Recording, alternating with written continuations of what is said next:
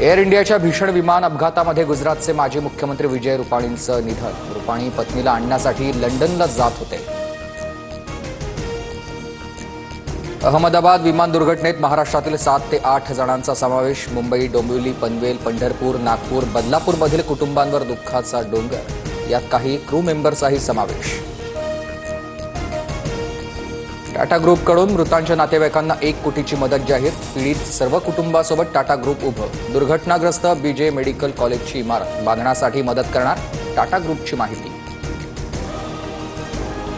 अजित पवार आणि जयंत पाटील आज एकाच व्यासपीठावर येणार। वाशीमध्ये राज्य शिखर बँकेच्या प्रशिक्षण केंद्रातील सायबर सिक्युरिटी ऑपरेशन सेंटरचं उद्घाटन।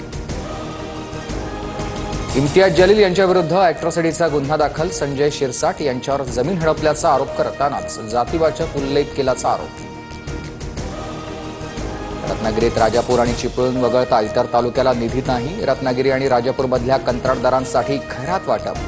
भाजपचे प्रदेश सरचिटणीस विनय नातू यांचा आरोप।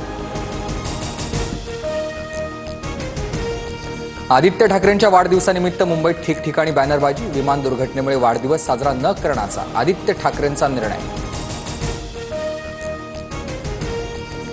बच्चू कडूंच्या